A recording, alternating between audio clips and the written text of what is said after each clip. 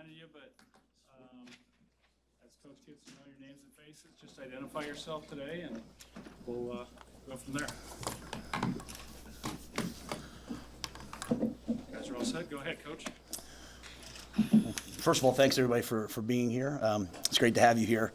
I'm really pleased with today. You know, it's really only been 24 days since I stood up there and talked to you guys, and a lot's happened, a lot's gotten done, and very, very, very grateful, you know, to everyone who's allowed us to get to this moment. And so, if you don't mind, just a couple of people I want to thank. You know, obviously want to thank Trev Alberts and his team. I mean, they've gone out of their way to let us get this done. I want to thank our coaching staff. You know, I want to thank Vince, Ryan, Keith, Taylor, Brittany, Joni, all the people that were here before. They've done a great job of streamlining this process, and all the coaches that I've hired and brought in, I think, have really worked hard, and so I'm very grateful for them. So, and then finally, I want to thank our coaches' wives. In a short amount of time, when people are trying to figure out if they want to send their kids here, they don't have much of a relationship with us, and they're trying to figure out who we are. Our coaches' wives, my wife Julie, and the assistants, you know, coming from all different places across the country, flying in and getting to know people and making sure that they know that what we say is real, that we want to have a family feel, and we want this to be a family, not just a football team. So very grateful for them. The tours were awesome. Our academic staff, our compliance staff, our life skills are second to none in what they do, and I think people believe in what can happen here. So with that, I'll take whatever questions you guys have. Matt, Sean Callahan with Husker Online. What was just the biggest challenge for you these last 2 weeks to kind of put together over 30 official visitors and kind of get this all set up? Yeah, I think it's a little bit of everything, to be quite honest. There's a lot of details. You know, there's a lot of things to get organized. You know, the way I want to run official visits is probably different than the way they had, and so making last-minute changes to get it the way I think it should be. I thought people bent over backwards. The people at the Kindler, the people at the Embassy Suites, the people at all the restaurants in town. I mean, I think one of the key things for us is to really show off Lincoln, and I think, you know, getting them out into the community is important. So there's just a lot of details that had to be worked through that our people worked really hard at. I think the biggest thing is just relationships. You know, they don't really know us, you know, and so how can you get to know someone over, you know, 24 days enough that they're willing to come spend the next 4 years of their life here with you. And so that was really probably the biggest challenge. And we were really honest and direct with people. And some kids it was right for, some it wasn't. But in the end, I think we got enough guys that really believe in what we believe in. Matt Rhule. Matt, Brian Christopherson. My name's not Matt Rhule. Brian Christopherson from 24/7. That first week, you hit the in-state really hard. Why was that such a big deal to you to start there? Well, I think you always start at home. You know, the key to long-term success is for every 4th, 5th, 6th, and 7th grader in the state of Nebraska to grow up, you know, dreaming of playing out here. You know, and so they have to see other kids just like them do that. And so as I went through this process of evaluating this job, if I would be a good fit here, I got to know these players. I watched them, and you know, I wanted the local kids to stay here and play here in Nebraska. So we got a lot of them. A couple we didn't get, but the ones that we got, they came for the right reasons. They wanted to be here, and you know, we can't take everybody, but the ones we got are definitely good enough, and they're going to fight for their university. Coach Steve Sipple, Husker Online. How do you work to instill that idea that 4th graders, 5th graders dream of playing Nebraska? What can you do on a practical level to instill that? Win. Honestly, I mean, win, do it the right way. I mean, I was talking to one of the top 2024 recruits in the country. Obviously, I can't say their name, but top 2024 recruits in the country that, you know, is down in Texas, and everyone has a lock to go to one of the schools in Texas. And, you know, we're having a conversation, and he's like, Coach, you don't remember me? I'm like, no. He's like, Coach, I came and saw 5 games of yours when I was in 8th grade, and this player who played for you was my cousin, and this play. So to me, the best thing that I can do and our staff can do is that every player that comes here and plays for us leaves here and says, you know what, like, that was awesome. I got developed, and they'll go back to their towns and they'll tell people, and they'll say, hey, you know what they're saying is true. It's right. You know, that's the best resume we have. That's our book of business. Is every high school coach says, hey, I want my guys to go there and play for that staff because they do things right. And so that and then win. You know, you grow up and you want your best memories are coming up here and watching big games. And so the way you win, though, is just kind of handle it day to day. And so we'll get there. But it's important to me that the kids know that that's a possibility. And, you know, we're not going to play games and, you know, hey, you know, you're good enough for a scholarship, but we really don't want to give you – we're going to give guys scholarships when they're good enough, and we're going to get them here and coach them. Hey, Coach, Sam McEwen from the Omaha World Herald. How you doing? Sam. You guys, I was struck by just the sheer number of players you added on defense in a short amount of time, both the transfers and then the guys out of high school. How important did you feel like it was to just get a lot of talented athletes in here, and how much do you think you have to change what you have on your roster to fit the defense you want to run? So I came into it, number one, saying to myself that the mistake a lot of guys make when they take over a new job is to feel like they have to just go out and rush out and get a bunch of guys. So I was like, don't do that. However, I didn't realize the overwhelming response. You know, a lot of guys that some of these kids that are committed to us, like I've known them since they were in like 7th grade, 8th grade, and they're like, "Oh, Coach, I want to come back with you," and so or get back to you. So that kind of surprised me a little. Not surprised me, but I didn't take that into account. Last time I was doing this, there was a limit on how many NLIs you could send down, how many scholarships you could give. That's not true anymore. And I've always had this belief that, like, I'm not one of those guys who says I need 3 of these, 4 of these. You know, people ask me all the time, how many more do you have? I mean, the guys are going to come. They're going to change their position, and we love to change guys' positions if it's going to help them play in the NFL. So I just try to take the best players.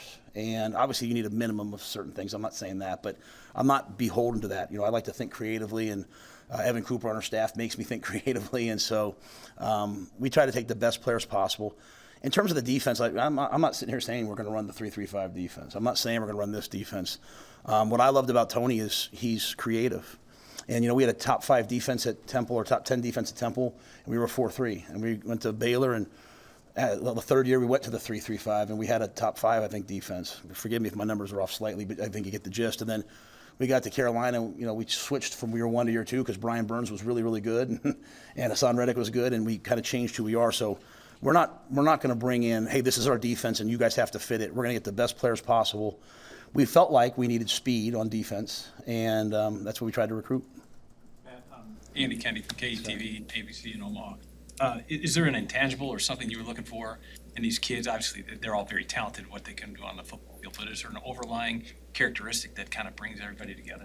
Yeah, I want guys who want to come here for the right reasons. You know, I'm not, you know, I don't want guys who are coming here saying, you know, how big is this NIL deal I'm going to get from these people? I don't want kids coming here saying, I want kids who want to come here to get an education, win at football, and have a chance to go play in the National Football League. People that want to come here and impact the community and make the University of Nebraska campus a better place because of their presence. And so, though that mindset's really, really important to me, I'll be honest, I was blown away with the maturity of a lot of the young men that I've met during this process. I mean, the guys who were committed to the previous staff, you sit down with those guys, and they're grown. They're great families, and they love football. And you know, when I say I'm a developmental coach, it just means that I believe that, like, I want to help guys get better. And so to do that, you have to have players who want that, who want to wake up every day and just work and grind. And so that's all really important to me.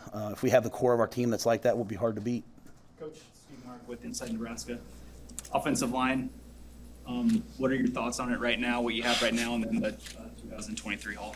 Well, let me say 2 things. And hopefully you guys know me. I'll be always really blunt, but always respectful. I'm kind of not bought into the narrative that I hear on the team. I hear from everywhere that the offensive line is the problem. Okay, we're going to have a good offensive line next year, and I like the guys that are in that room already. And I just think you have to have a commitment. We have to have an identity in offense of what we're going to do. You know, when you kind of trying to figure out, hey, are we a throw it team, run it team? What are we? You put those guys in hard positions, and that's why Marcus came with me to Carolina. I made him be the assistant line coach. A lot of guys call plays because they're thinking about the quarterback only, and they're asking offensive linemen to do really hard things. You got to go coach it, and you coach it, it changes your approach. And so we're going to put those guys in a good position that are here. So I'm going to fight for those guys. I like those guys. You know, we're going to try to, we've tried to bring in some depth, and I wanted to bring in a great young group that we can develop and watch them grow. And the previous staff, Coach Frost, they had done a nice job of identifying. I like those players. But we also, we're going to continue to try to look, because I'll never, ever, ever not take a talented offensive or defensive lineman. That's what wins games. Matt, Mitch Sherman, The Athletic. Back to the in-state players that you signed and what you saw, what'd you find, what did you learn about in-state players, about football in the state of Nebraska, about high school coaches in the state of Nebraska during these 3 weeks? Well, when I first got the job, I called Brock Knudsen and I said, hey, Matt Rhule, I'm the new head coach. I know this is kind of a shock. Where do you stand? And he was like, Coach, I'm a Husker. I don't care who the head coach is. And I kind of laughed, hoping he'd pet my ego a little bit and tell me he was dying to play for me or something. But that just really hit me. Like, this is how we'll build this, is with big, physical, tough guys from this region. And so that, how much those guys loved Nebraska, how much it meant to them, to see that helmet, to come on these visits, it struck me. It really gave you a sense of purpose of like, this is important. But also, as I said, going into this, the football's really good, and the football's good in a lot of places. And, we found fast, dynamic athletes, and there's maybe a narrative that, there's not speed. Well, we went and got the fastest player probably one of the fastest players in the nation from right here, and one of the best track athletes in the nation right here. So, we saw good football. The coaches were great. The people were great. But the biggest thing that hit me was how much those guys just really want to play for the University of Nebraska, and they want to be part of a championship team here. Hey, Matt, you guys signed Jeff Sims, no high school quarterbacks. What can you tell us about Sims and why you chose to bring him in as a transfer? Yeah, so Jeff Collins was the head coach at Georgia Tech. Jeff and I worked together at Albright College, and then at Western Carolina years ago. Jeff replaced me as the head coach at Temple. So I first went to Baylor. I went and visited them, watched them practice. I go to the NFL. I have every Saturday off to watch games. I've watched a ton of Georgia Tech games. And I fell in love with Jeff, just as a player early on. He's dynamic, he's athletic, he's smart, he's big, he's got accuracy, he can throw from the pocket. So when he became available, when he went into the transfer portal, I was already sold on him. And I even had, I even had people in the NFL say, hey, you need to go get this guy. I mean, everyone recognizes he's an NFL talent. And, you get to know him. His personality is elite. I mean, he's a really good person, about the right things. His former coaches, they loved him. And so it was easy if it worked out. And, we're grateful that he chose to come here. Hey, Matt, Luke Mullen from Lincoln Journal-Star. See you recruit in Pennsylvania and Texas. How much did those past relationships really pay off in getting the recruits here? Yeah, they had done a good job here. Dylan and Riley were already committed, so they had done a good job in those places.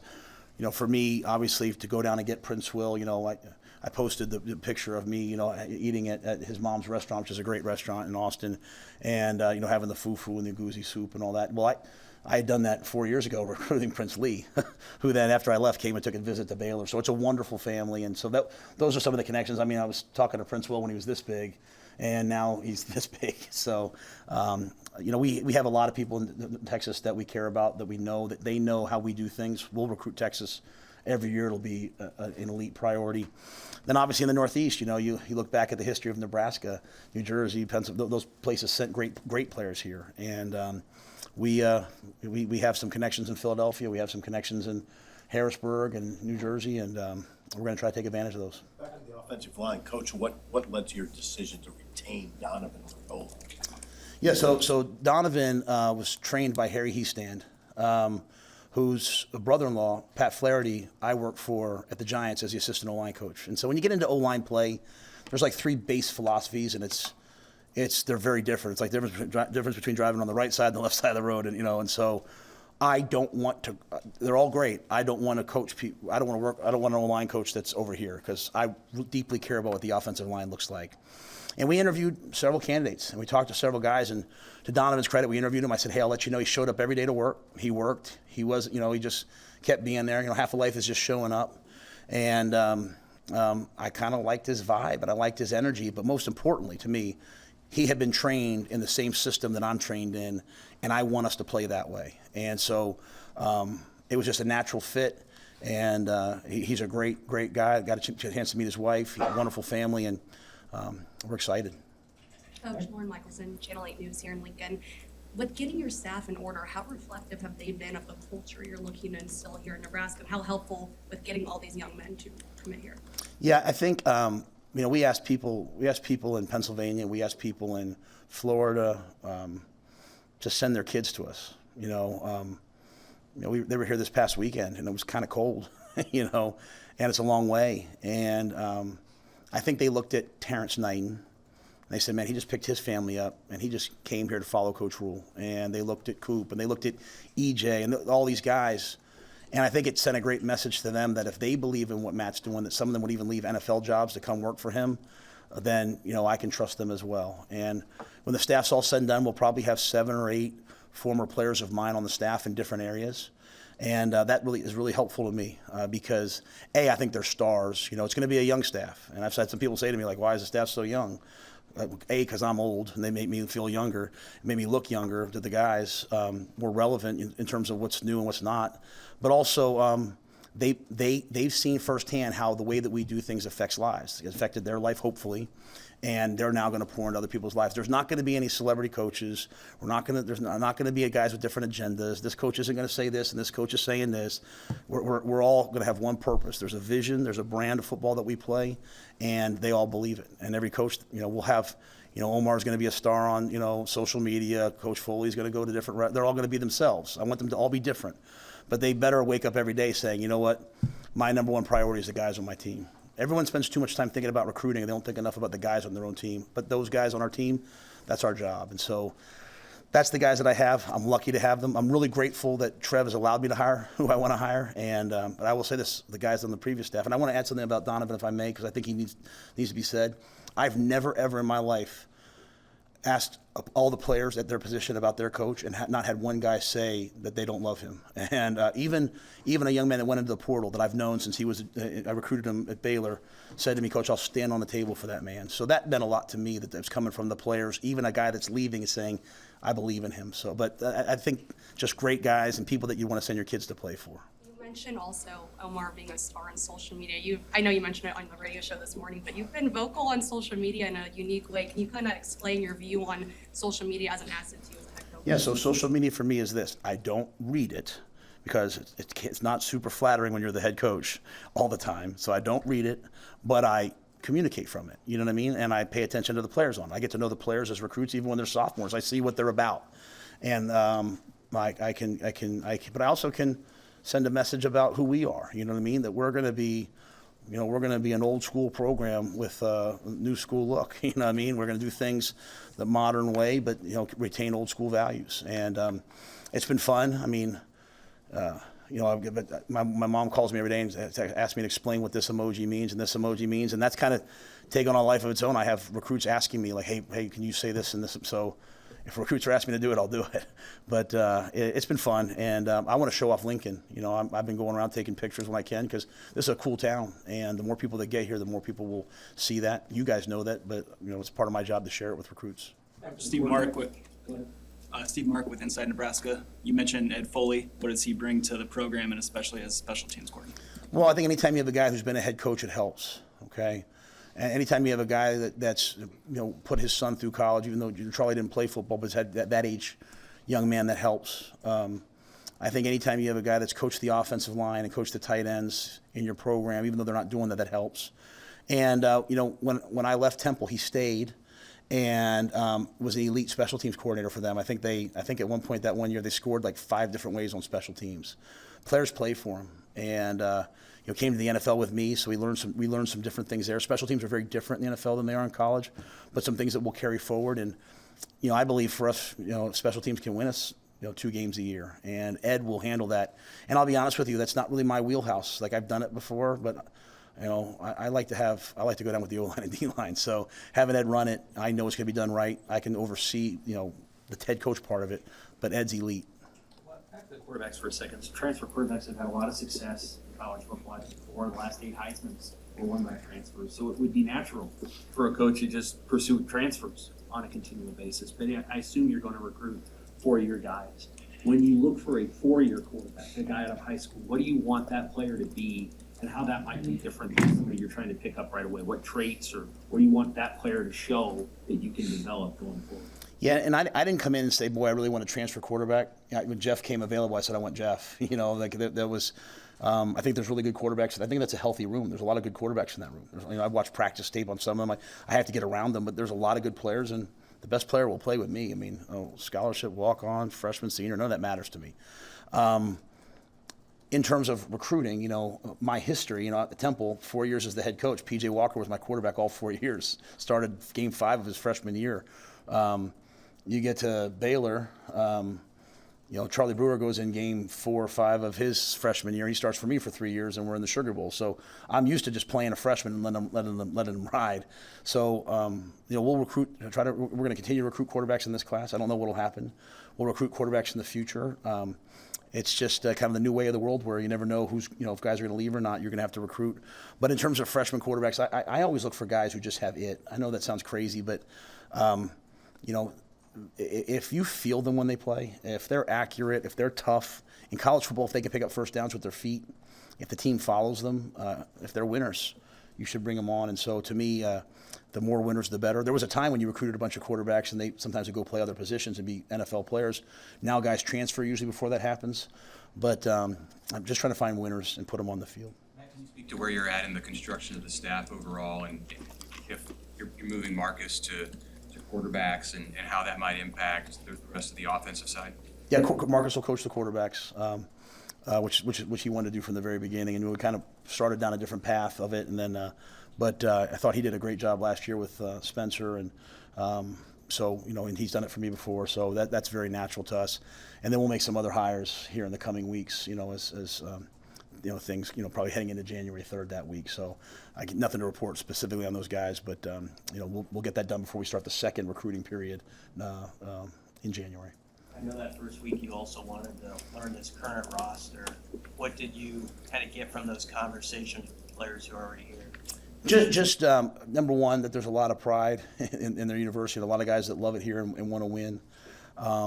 Just a lot of conversations about, hey, how are things set up and what can we do to help you guys, do it in a way that you might think is better.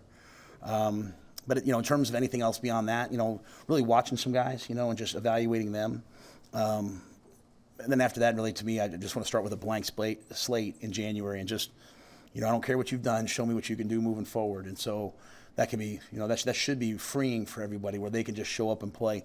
One of the hardest things about taking these jobs is all these kids I'm recruiting right now, their parents know me and they sent them to play for me. All the guys that are on the team, sometimes they're like, hey, where do I stand with coach? Every player that's on this team is my guy, and I'm going to coach them all the same. So I'm anxious to get to know them in the spring semester. But we had some really productive conversations, and guys shared a lot with me, and I think that we can really improve the team quickly with those guys. Just on the QB, did you have some good conversation with Casey Thompson, just sort of about his future as he gets back from an injury and all that? Yeah, I talked to Casey. Casey's an impressive young man. Obviously I don't share what I say with guys and the conversations that we have, but he's an impressive young man. He played a lot of good football, and looking forward to him getting healthy and moving forward. What's your stance when a guy goes in the portal? Are they in there, then can they ever come back? Or is it usually once they enter, are they kind of in the portal? I don't have a stance. I think every player's different. To me, it's like anything in life. Anytime any of us say, hey, you know what, I'm done with something, you walk away from something, walk away from buying a house, you walk away from taking a job, you walk away from something, you kind of leave it in other people's fate. And so I think it just kind of depends on the history. I tried to come to this place because they didn't know me when they put themselves in the portal. I would certainly talk to anybody about coming back because they just hadn't been here with me before. I think there's some guys that should go in the portal everywhere. I mean, like they're not going to play and they want to play. I certainly understand that. So, so I only think I talked to 2 or 3 of the guys that went in the portal. But some guys, if they went in and they called me and said, hey, I want to come back, I'd say, you know what, I think it's best if you do move on. I just, I think it's important to find out what the dynamics are, what the behavior's been like since they've been here, what the academics are going to, and that's moving forward. I think we'll just take each one on an individual basis.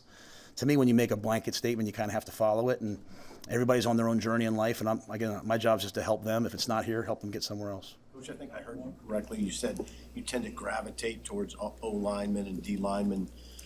Why is that? What is it about your background? What is it about your philosophies about football that leads you to that? Yeah, I just think the team that can control the line of scrimmage, whether it's run the ball and stop the run, or the ability to protect the quarterback and affect the quarterback, those teams win. And so, great quarterbacks usually are what makes teams. Don't get me wrong. But, a lot of that comes down to recruiting. I believe that you can develop guys up front on both sides of the ball. And, So, I care about all the players, and I'll go over and watch the DBs, but I certainly can't sit there and talk to them about their back pedal at an elite level. I can talk about O-line and D-line play, and I can talk about linebacker play. So, I let my coaches coach, but I like to just kind of be around those guys. To me, it's just when you have a great O-line and D-line and they're the right guys, the whole vibe in the locker room's different. You have kind of that rugged team that you want. And, part of it for me is I don't think the ways that we won at Temple will help us win here. I don't think the ways that we won at Baylor will help us win here. I need to figure out how to win here. And the same core philosophies of this, there, but, I've been outside and felt the wind a couple times. I walked out in the field yesterday when the turf was, when the college football playoff comes around in a couple of years and there's some home games I think they're going to do, all right, well, let's invite some teams to come up here and play us. So building a team that can win, and those are the things I learned from Coach Belichick and Mike Lombardi. Build a team that can win in the environment that you're in. Play football differently, and so that's been important to me. I think the O-line, D-line will win in these conditions. Matt, Evan, in this first go-round with NIL for you, what did you find about its importance to recruits and your current players and how that can be an advantage for Nebraska? Yeah, I think obviously at its face, every player, if I have a name, image, and likeness that can bring value to me, I would want to capitalize on it and take advantage of it. So, I'm not working for free. You guys aren't working for free. We all want something if we can get it. That's the original intention of it. You could see it's being misused and mishandled at a lot of places. I just honestly, I said this on TV earlier, so please forgive me, but I'm at a point in my life where I've kind of done some cool things. I like what I've done. I have a lot more I want to accomplish. My family's comfortable. I'm only coaching college football because I love this age group and I want to feel like I'm doing something in their lives and our staff's doing something in their lives. So I can't start that relationship off with lies. I can't start that relationship off saying, hey, I want to help you be the best man you can be, but let me go tamper with someone on someone else's roster and start it off by cheating, which is happening everywhere right now. It's saddening to me. As a guy that was in college football, to see what's happened to college football, I walk into a school, hey, you can't talk to that junior, and I follow all those rules, but someone can call a kid on my team and say, hey, if you get in the transfer portal, I'll give you, it's sad to me. But, you're hearing a lot of coaches say that. That being said, I want it done the right way for our guys. And, I don't get involved in it because even in the NFL, I didn't want players looking at me saying, well, why is he making this and you're making that? By rule, I can't be involved in it. I think we have a great setup here. I think the donors and people of Nebraska and the fans are going to do right by the kids and help them be great. I think the key for me is to make sure I recruit guys who want to be here, not who want to come for the best NIL deal. I need to recruit guys who want to be here and want to be coached. And if I do that, I'll find the right guys. I hope that they make great opportunities for themselves and a lot of great connections. But I'm going to try to do it the right way. I don't want divisiveness in the locker room. I think we're all seeing what it looks like for teams when everyone's not getting what they're supposed to get or everything's not fair. And I don't want that for our guys either. This age group of kids deals with 18 to 22 in today's society, especially after COVID. You look at mental health issues and all these things, anxiety, depression. I mean, it's skyrocketing. It's scary. Now you throw in guys going to other schools, not this school, going to other schools, and hey, if you don't play well, your money goes down, and you got to call your mom and say, we're just going to ruin kids. So I think NIL is awesome. Let me say that when done right, when done professionally, and I'm so thrilled with the setup here because, like everything else, like true Nebraskans, they're going to do things the right way and to help kids, not to take advantage of kids. Evan Blaine, Omaha World Herald. Just big picture, how do you balance being a program that develops with the transfer portal and being able to take kids out of that, and maybe they don't have the same timeline for that? Yeah, I think that's why one of the things I learned in the NFL is you have a guy for 1 year, you can do some things with him. I think it's just about taking the right guys from the transfer portal. We've taken some kids who have 3, 4, now I'm so confused with COVID right now because there's COVID years and non-COVID years, but taking guys who have 3 or 4 years left so you can still work with them for a long amount of time. What I don't want to do is, moving forward, have a bunch of kids that fight in my program for 4 years, and then I just bring a 1-year guy in every year on top of them. If we need to, we need to. It's competition, but we want to get guys here for at least 2 years, 3 years. That's kind of the hope. But again, everything's on an individual basis. So I think the NFL really helped me in terms of, hey, what kind of impact can we make on a guy in a year? And I'm not here to toot our horn, but one of the things I think players, they're like, all right, well, I want to go to the NFL. A lot of this staff either played in the NFL or coached in the NFL. Coach Rhule coached in the NFL. when you sit in draft meetings, it's not anything like what we think it is. You know what I'm saying? It's not like you listen to the NFL Network, it's awesome, but like they're talking about psychological studies, they're talking about background stuff, they're talking about medical reports. And so my hope is that our guys, people will want to be here at the end of their careers because we kind of went through all that. And as the personnel people are trying to find all the X's to X the guy off or downgrade him, we can help turn those X's into checks and say, no, we'll vouch for this kid on this, and this. And so that will help guys in the draft process, and I think that'll bring some transfers in. If we do a really good job in recruiting, though, hopefully, we have a bunch of high school kids here for a long time as well. How much did you see guys make that developmental turn in 1 year when you just had them for 1 year in the NFL? I think a lot of the guys who I've had that had the like in college at Temple and Baylor, like the Hassan Reddicks and those guys, they did this, and all of a sudden that was the last year when they were really focused that they really made the turn. But I think we have, I had Curtis Sandwin. Curtis is a great player, but we had some guys who just in 1 year play their best football, and so I come back to college football from the NFL way more focused, understanding what needs to be done for these guys from a football perspective. So hopefully we can help guys, even if we have them for 6 months, help them play their best football. Sorry, someone else. Eddie with 10-11 now here in Lincoln. You talked about getting guys to stay here in Lincoln. How big was it to get a guy like Malachi to stay? Well, the biggest thing about Malachi is I just kind of really like him. You know what I'm saying? It's not really to me about, once everybody gets here, the stars go away and you're all just guys on the team. But I just really like Malachi. I like his family. I love his sister. I love the people around him. I love the people over at school, people at Lincoln East, so... there wasn't a guy we recruited that I was like, boy, I don't know if I'm going to like this guy. Malachi's a really cool guy. He's obviously very talented, but he cares about others. You look at, you talk about NIL. He's donating things to foster care and to helping kids, and he's just really special in that regard. So, to me, if I say that, our job with our staff is to make sure we make these guys' lives better, I love the fact that Malachi's goal in his life is to help make other people's lives better, and that's way more important to me than the 10-3 that he runs, though I think that's pretty cool too. So. Sure. How did you guys arrive at a player who was probably going to Arkansas State? Well, I'll just say this to you guys. Texas Tech, Joey McGuire, one of my best friends, James Blanchard, the recruiting guy, we all come from the same tree. And so if you'll start seeing guys like Jalen Lloyd, you'll start seeing guys like Eric Fields who have Texas Tech and us because we have a system that we use, that we believe in. Eric Fields, I don't want to make promises. Everyone here is going to know who he is. He's an elite player, an excellent talent, fast, physical. I was talking to Danny Woodhead the other day. There's a big difference between great recruits and great players. Okay, sometimes they're the same thing. And Malachi's the same thing. But there's a lot of guys who are really good recruits. And there are a lot of guys who are really good players. Sometimes recruiting, how you're ranked, is really a function of what you were in 10th grade. You go to the camps, you're 6'3", 220. Oh my goodness. Well, I'm always looking for the kid that's kind of getting to be a senior, and I'm looking for him to take off. It's hard to do. We'll have a really good recruiting class next year. We'll be kind of close to full. This year was so much fun because we got to watch everyone's senior tape. It's the way Coach Osborne was able to do it, the way Coach Solich was able to do it, where they could watch guys' senior tape and see what kind of player they were. Then everyone started offering kids in 9th grade, and it changed. This has been fun for me. But Fields, we watch tape all day long. Evan Cooper's the absolute best I've ever been around. If we ever offer a guy that no one's heard of, it's Evan, because he stays up at night and texts me at 3 o'clock in the morning watching this guy, watching that guy. And I think what you'll start to see is probably that we'll offer guys that no one's heard of, and then they'll start getting 10, 11, 12 offers, and their stars will bump up. And that's not disrespectful to anybody. It's just people will know that Coop goes and finds guys, and we're not afraid to offer anybody. I don't care who we recruit them. If we think they're a fit, we're going to take them. So Cooper, was he the one who found the watched tape of Fields? Yeah. Before I took the job, I kept calling him do you think this is the right fit for us? And he was like, Coach, take the job and then call Jalen Lloyd. Take the job and then call Jalen Lloyd. We're offering. So he knew this class. And I just want to say this to the kids in Nebraska who didn't come, because there's some that we really liked. I wish them all the best. To the guys signing Division II, Division III, playing college football is awesome. All we talk about now is all this other stuff. I coached at Albright College Division III. It was one of the best years of my life. So I'm excited for all the kids playing.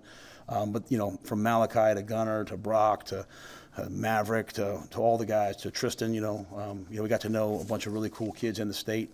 I think it's going to be really fun moving forward. Sam Sledge. Thanks, guys.